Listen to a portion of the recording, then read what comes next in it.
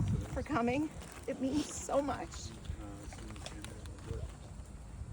As a bereaved mother, one of my greatest fears is that the world will eventually forget about my precious son. While I don't expect that Zev's name will be a part of every conversation forever, I will always want to hear his name, and I promise it will not make me any sadder than I already am, or miss him any more than I already do. And to the almost 100 people who will be saying Tehillim tomorrow in his memory, it makes me so happy that all of you will be saying his name, Netanel Zev ben Eliyahu, and think of him for those few minutes. And for that, I am more grateful than I can say. It's so hard to believe that we are here 1 year later, approximately 354 days per the Jewish lunar calendar. While it's been crushingly real for me, every single day of all 354 days, with many millions of moments and many millions of memories during the past year, I still find it impossible to believe I will never hear him say in a super loud voice as I arrive home from a trip or every morning from his bed, "Hi, Mom."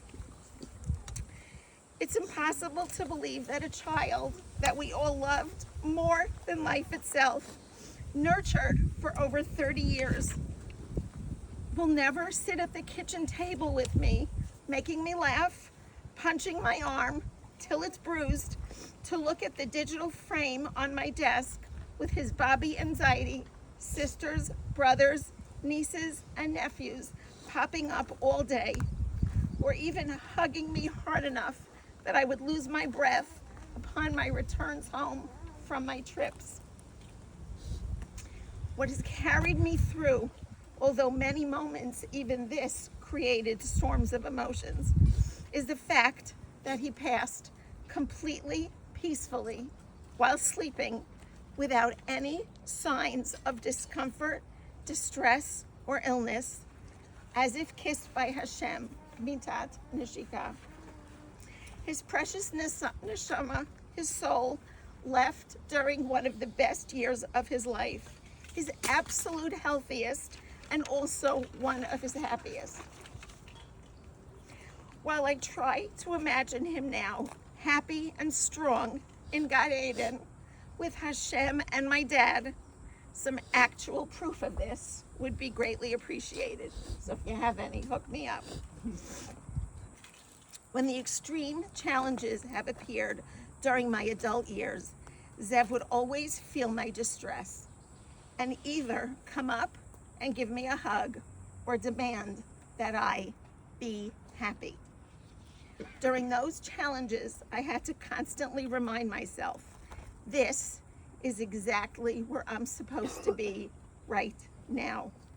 This has become my personal mantra over the past 40-ish years, both with life's many blessings as well as life's incredible difficulties. Nearly every day, and many, many moments in the day, different memories would hit me. Each memory a snapshot of his perfect self, always smiling, laughing out loud, or waving his hands over his head like a marathon runner hitting a finish line. It would take many days and likely weeks to share all those memories with you, and I also know that it's hardly necessary, as you all have incredible memories of your own. So for now, let's imagine him at the finish line with his hands waving in victory of a life perfectly lived. For my family and friends who supported me, held me up, sat with me, cried with me, fed me, drove me, accompanied me, shopped for me, called me constantly, some of you twice daily, I will be forever grateful. To my brothers and their beautiful families, You are not strangers to challenges and devastation, and I have witnessed your strength and determination to get through what seemed like impossible, life-altering, and devastating pain. And just as you got through it all and came out stronger, I know that somehow I will too. Sam, Uncle Sammy, my New York brother, even though it was not technically a halachic requirement, you knew how I felt about Kaddish for Zev, and you took it upon yourself to say 11 months of Kaddish for Zev's purest neshama, and I will be forever grateful. Tova and Shira, you lost your beloved brother who worshipped you and lived for the moments on FaceTime or the visits and trips we were, thank God, able to grab over the years. Zev loved everyone unconditionally, but especially you, your loving husbands, and adorable and, God willing, growing families. I know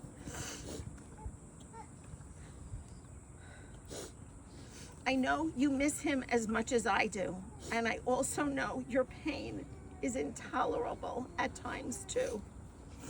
Mommy, your strength and courage and ability to do really, really hard things is beyond admirable.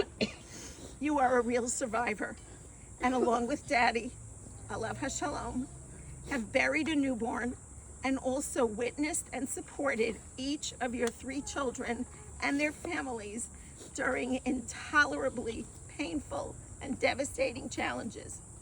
And of course, you know how special you were to our Zev.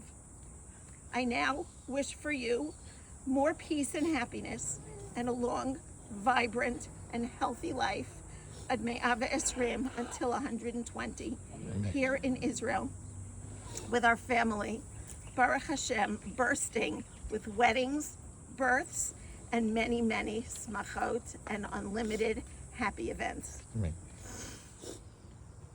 To all the bereaved moms, my new friends, who I have recently come to know and admire, your strength, support, love, and constant reminders that anything we do or feel is okay for as long as we need to. And it's totally okay not to be okay is the most helpful thing of all. How much do I miss Zev? It's actually completely and truly impossible to describe.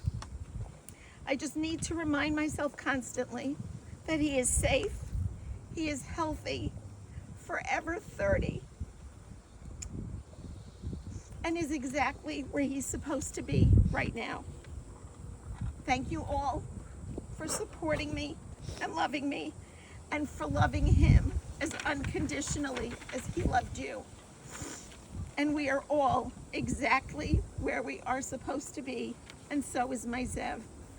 May we all share many, many future smachot, and as Zev would say, be happy. Thank you for coming. Amen.